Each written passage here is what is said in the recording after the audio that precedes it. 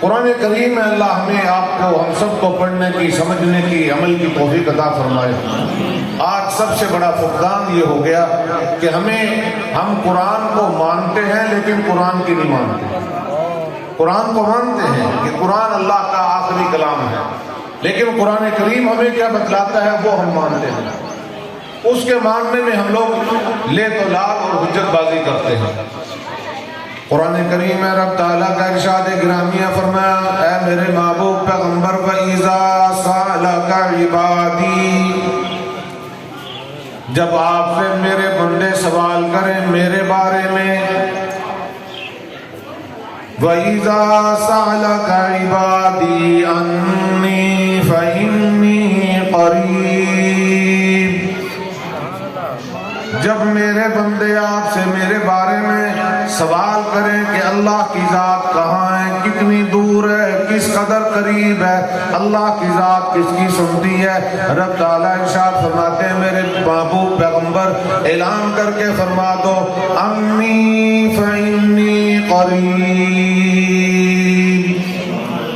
میں اپنے بندوں کے بہت زیادہ قریب ہوں، اور صرف قریب ہی نہیں، اجیب دعوت الداعی اذا دعان، میں اپنے پکارنے والے کی پکار بھی سنتا ہوں۔ پروردگار عالم کیسے سنتے ہو؟ فرمایا جاؤ جا کر قرآن کریم کا مطالعہ کرو، میں وہ ذات ہوں جس نے سیدنا یونس علیہ السلام کی دعا کو مچھلی کے پیٹ میں سنا۔ کوئی سننے والا نہیں، کوئی جاننے والا نہیں، کوئی حالات سے باخبر نہیں، اللہ کی ذات ہے، وحدہ لا شریک ہے۔ فرمایا یونس علیہ السلام نے جب مچھلی کے پیٹ میں مجھے پکارا ہے اور زبان حال سے دعا مانگی ہے، لا الہ الا انت سبحانک انی کنت من الظالمین، رب تعالیٰ فرماتے ہیں میں ہی تو وہ ذات ہوں جو یونس علیہ السلام کی دعاؤں کو مچھلی کے پیٹ میں سن رہا ہوں، اور کس وقت میں سن رہا ہوں جب مچھلی بھی پانی کے اندھیروں میں ہے، مچھلی بھی پانی کی موجوں میں ہے، پانی کی تاریکی ہے، رات کی تاریکی ہے، مگر یونس علیہ السلام نے پکارا ہے، میں نے ان کی پکار کو سن لیا۔ اے میرے محبوب پیغمبر جب آپ سے میرے بندے سوال کریں اللہ کی ذات کیسے سنتی ہے، فرمایا انہیں کہہ دیا کرو تم سیدنا یوسف علیہ السلام کی سوانح حیات کو اٹھا کے دیکھو، قرآن کریم نے تمہیں یوسف علیہ السلام کے حالات سے آگاہ کرتے ہوئے بتلا دیا۔ سیدنا یوسف علیہ السلام اندھیرے کنویں میں ہیں جہاں پہ بھائیوں نے دھکا دے کے پھینک دیا، سگا خون مخالف ہو گیا، اپنے بیگانے ہو گئے، عزیز دشمن بن گئے۔ یوسف علیہ السلام کو ان کے بھائیوں نے کنویں میں ڈال دیا۔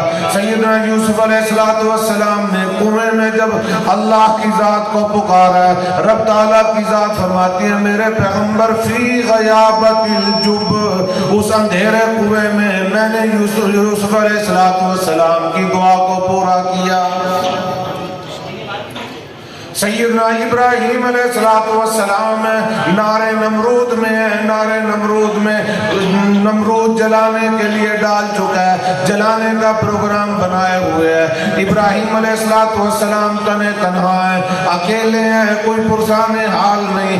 اس وقت میں سیدنا ابراہیم علیہ السلام کی داد رسی کرنے کے لیے کون سی ذات ہے جس نے مدد کی ہے، کون ذات ہے جس نے حاجت روائی کی ہے؟ رب تعالیٰ کی ذات تو ہے جس نے اس وقت میں نار نمرود کو حکم دے دیا، قُلْنَا يَا نَارُ كُونِي بَرْدًا وَسَلَامًا عَلَىٰ إِبْرَاهِيمَ۔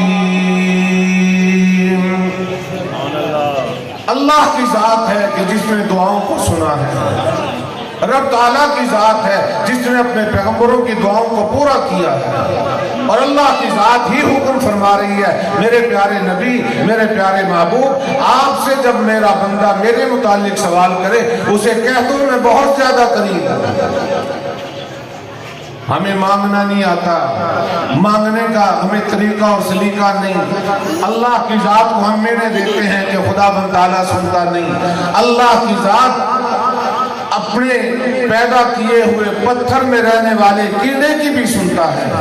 رب تعالیٰ کی ذات وہ ذات ہے جو زمین میں رہنے والی مخلوق کی بھی سنتا ہے۔ اللہ پاک ہر وقت سنتا ہے، کوئی پکارنے والا تو۔ رمضان المبارک یہ وہ خیر و برکتوں، عظمت و رحمتوں والا مہینہ ہے۔ حدیث پاک میں نبی کریم صلی اللہ تعالی علیہ وسلم نے ارشاد فرمایا، رمضان المبارک کے ہر دن میں اللہ پاک بے شمار گناہگاروں کی مغفرت فرماتے ہیں، بے شمار گناہگار بخشے جاتے ہیں۔ اور یہ عشرہ جس کی آج یہ آخری لمحات ہیں، یہ رمضان المبارک کا دوسرا عشرہ ہے، جس کے متعلق پیارے نبی صلی اللہ علیہ وسلم ارشاد فرما رہے ہیں کہ شاہ اولہ رحمت و اوسطہ مغفرت، یہ مغفرت والا عشرہ ہے۔ اور اللہ پاک کے قربان جاؤں،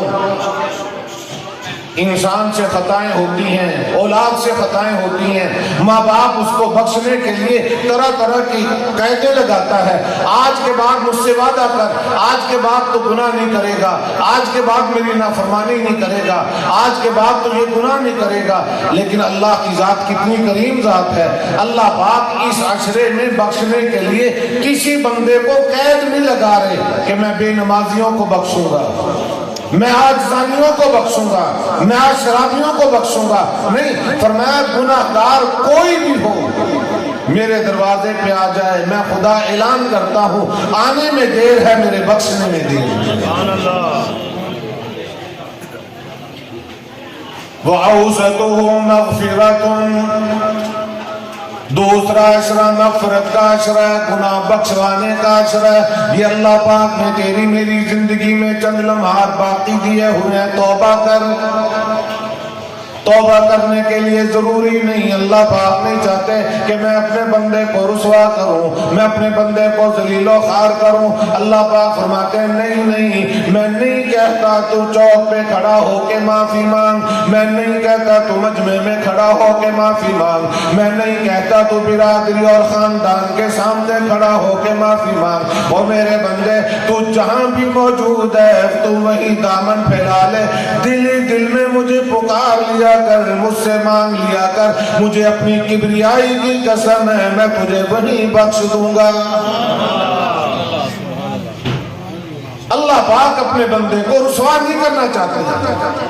یہ برادری اور خاندان والوں کا طریقہ واردات ہے کہ اگر کسی سے غلطی ہو جائے تو لوگ کہتے ہیں جاؤ پہلے اپنے ابا کو بلا کے لے کے آؤ، جاؤ اپنے چچا کو بلا کے لے کے آؤ، جاؤ علاقے کے کونسلر کو بلا کے لے کے آؤ، جاؤ اپنے خاندان کے وڈیرے کو بلا کے لے کے آؤ، وہ آئے گا تو معاف کروں گا، وہ آ کے تیرا ضامن پڑے گا تو تجھے بخشوں گا۔ اللہ کی ذات فرماتے میرے بندے، میں نہیں چاہتا کہ میرا بندہ رسوا ہو، میں نہیں چاہتا کہ میرا بندہ ذلیل و خوار ہو، ہے جو میرا بندہ اگر صبح کا بھولا شام کو واپس آ جائے، اسے ہم بھولا نہیں جانتے، اس کے آنے کا میں منتظر ہوں، آنے کی دیر ہے، میرے بخشنے کی دیر ہے۔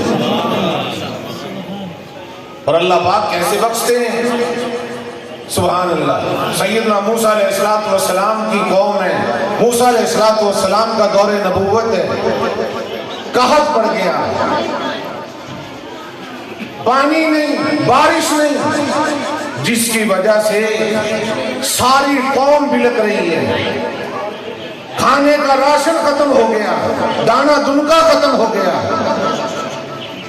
اور یہ تو پیارے نبی حضرت محمد عربی صلی اللہ تعالی علیہ وسلم کی رحمت والی ذات کی برکت ہے کہ اللہ نے تجھے مجھے حکم دیا ہے کہ جب تو نے مجھے منانا ہو تو مسجد میں آ جایا کر، ورنہ دوسری قوموں کے لیے حکم یہ تھا کہ کسی کو حکم تھا کھلے میدان میں کھڑے ہو، کسی کو حکم تھا کہ تم اپنے مندر میں جا کے پکارو، کسی کو حکم ہے اپنے گرجا گھر میں جا کے پکارو۔ مسلمان کو اللہ نے یہ اجازت دی ہے، روئے زمین پہ جہاں بھی کھڑا ہو کے پکار لے گا اللہ وہی سمجھے گا۔ سیدنا موسیٰ علیہ السلام کی قوم پہ قحط سالی ہو گئی، راشن ختم ہو گیا، آٹا ختم، کھانے پینے کی کوئی چیز نہیں۔ قوم کے لوگ جمع ہو کر کے سیدنا موسیٰ علیہ السلام کے پاس آئے. کلیم اللہ سے دعا مانگو. حضرت موسیٰ علیہ السلام کی قوم کو حکم یہ تھا کہ دعا مانگنے کے لیے کھلے میدان میں آنا ہوگا.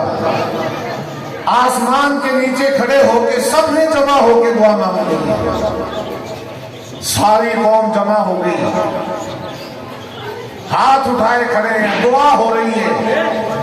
سیدنا موسیٰ علیہ السلام دعا مانگ رہے ہیں, الہ العالمین بارش برسا, مالک کائنات رحمت کی بارش ہو جائے, فصل ہو جائے, سبزہ ہو جائے, ہمارے گزران ہو جائے. غیب سے آواز آ گئی, کلیم اللہ ایک دن نہیں, 2 دن نہیں, 10 دن نہیں, 20 دن نہیں, مہینہ 2 مہینے نہیں, سال 2 سال نہیں, آپ جب تک دل چاہے کھڑے رہو, دعائیں مانگتے رہو, میں ایک قطرہ بھی پانی کا نہیں دوں گا. سیدنا موسیٰ علیہ السلام پریشان ہو گئے, اے الہ العالمین تیرا دروازہ چھوڑ کے کہاں جاؤں, تیرے دروازے کے سوا کون دینے والا ہے, تیرے سوا ہمارا داتا کون ہے, ہم کس کے دروازے پہ جائیں, کسے پکاریں. غیب سے آواز آ گئی, کلیم اللہ آپ نہیں جانتے, آپ کی اس امت میں, اس مجمع میں ایک شخص ایسا گناہگار ہے جس سے میں اتنا ناراض ہوں, جب تک وہ گناہگار مجمع میں سے نہیں نکلے گا اس وقت تک میں ایک قطرہ بھی پانی کا نہیں دوں گا. سیدنا موسیٰ علیہ السلام نے اپنی قوم کو مخاطب کر کے ارشاد فرما دیا, تم میں کون سا گناہگار ہے, تم میں کون سا ایسا بد کردار ہے, تم میں کون سا ایسا روسیا ہے جس کی وجہ سے اللہ نے بارش کو روکا ہوا ہے. گناہگار سمجھ گیا آج میری باری آ گئی ہے, آج اللہ کی پکڑ مجھ پہ آ گئی ہے, آج مجھے رسوا ہونا پڑے گا, آج مجھے برباد ہونا پڑے گا. ادھر گناہگار یہ بات سمجھ لینے کے بعد میں کھڑا کھڑا زبان حال سے ہی نہیں, دل ہی دل میں اپنے رب سے معافی مانگ رہا ہے, اے الہ العالمین آج تک تو نے میرے گناہوں پہ ستاری فرمائی, آج تک تو نے میرے عیبوں پہ پردہ رکھا, آج اگر میں مجمع میں سے نکلتا ہوں ذلیل ہو جاؤں گا, آج میں برباد ہو جاؤں گا. پروردگار عالم آج تک تیری ذات نے ستاری کی ہے, آج بھی اگر کرم فرما دے تو سے پوچھنے والا کوئی نہیں. گناہگار نے توبہ کی اللہ کی بارگاہ میں, دل ہی دل میں توبہ کی, ادھر توبہ کی, ادھر اللہ پاک نے آسمان پہ بادل بھجوا دیے. بلند آواز سے کہہ دو سبحان اللہ. مقبولیت کا وقت ہے, اللہ کا ذکر کرو گے نجات ہو جائے گی انشاءاللہ. بادل آگے چاروں طرف سے, جب بادل آئے تھوڑی دیر کے بعد بارش شروع ہو گئی, کہہ دو سبحان اللہ. بارش جب شروع ہوئی تو قوم کے لوگوں نے, بنی اسرائیل کے لوگوں کو آپ جانتے ہیں, سنا ہوگا آپ نے کہ بڑے زورآور تھے, بہت نالائکیاں کرتے تھے. حضرت موسیٰ علیہ السلام سے قوم کے لوگوں نے سوال کر دیا کہ اے موسیٰ آپ تو نبی ہیں, نبی کی زبان سے کبھی جھوٹ نہیں آتا, آپ نے یہ کیا کیا؟ آپ نے فرمایا کہ بارش نہیں آئے گی جب تک گناہگار نہیں نکلے گا. نکلا تو کوئی بھی نہیں, بارش کیوں آ گئی؟ ہم نے تو کسی کو نکلتے نہیں دیکھا. سیدنا موسیٰ علیہ السلام نے اللہ کی بارگاہ میں عرض کی, الہ العالمین میری امت مجھ سے سوال کر رہی ہے, میرے پاس تو جواب نہیں کہ نکلے ہوئے دیکھا تو کسی کو نہیں گیا, بارش کیوں آ گئی؟ وہی آئی, فرمایا کلیم اللہ جو میں رب جانتا ہوں آپ نہیں جانتے. کہہ دو سبحان اللہ. اور بلند آواز سے کہہ دو سبحان اللہ. جن کو بات سمجھ آئی ہے وہ بولیں گے سبحان اللہ. کلیم اللہ جو علم میرے پاس ہے آپ کے پاس نہیں. الہ العالمین میری کون سوال کر رہی ہے؟ فرمایا جس گناہگار سے میں ناراض تھا اس گناہگار نے مجھ سے توبہ کر لی, اس نے مجھ سے رجوع کر لیا, اس نے توبہ کر لی, میں نے اسے معاف کر دیا, اسے بھی معاف کر دیا اور بارش بھی برسا دی. اللہ کی ذات اتنی ستار ذات ہے, رب تعالیٰ کسی بندے کو رسوا نہیں کرتا, اللہ کسی کو ذلیل و خوار نہیں کرتا. ورنہ پچھلی امتوں کا آپ واقعات پڑھو, سیدنا ابراہیم علیہ السلام کی امت کے لیے حکم تھا کہ قربانی کے جانور کو ذبح کرو، کھانے کی اجازت نہیں، قربانی کے جانور کو کھلے عام میدان میں جا کے پھینک دو، آسمان سے آگ آئے گی، جس کی قربانی قبول ہوگی وہ آگ اس کو پسند کر جائے گی، اور جس کی قربانی قبول نہیں ہوگی وہ جانور ویسے ہی پڑا رہے گا۔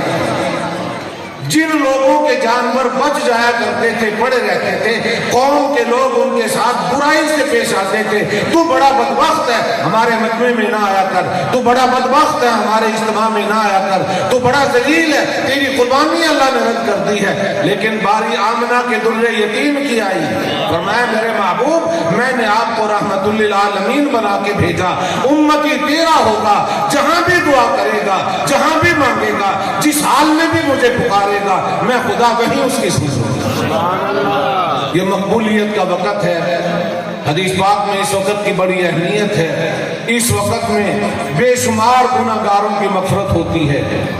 ہر آدمی اپنی بدعملیوں پہ نادم ہو کر کے اپنے رب کے حضور دامن پھیلا کے دعا مانگ لے، یا اللہ تو نے عزت دی، تو نے مجھے رمضان دیا، تو نے مجھے قرآن دیا، تو نے یہ لمحات عطا فرمائے، تو اگر نہ چاہتا اس سے پہلے ہمیں موت دے دیتا، اس سے پہلے ہمیں تو تباہ و برباد کر دیتا، تو نے ہماری زندگی میں جو یہ نعمت عطا فرمائی، مقصد یہ ہے کہ اللہ کی ذات ہمیں بخشنا چاہتا ہے، اللہ پاک ہماری مغفرت فرمانا چاہتے ہیں، رب تعالیٰ یہ دیکھنا چاہتے ہیں کہ میرا بندہ میرے دروازے پہ آتا کب ہے۔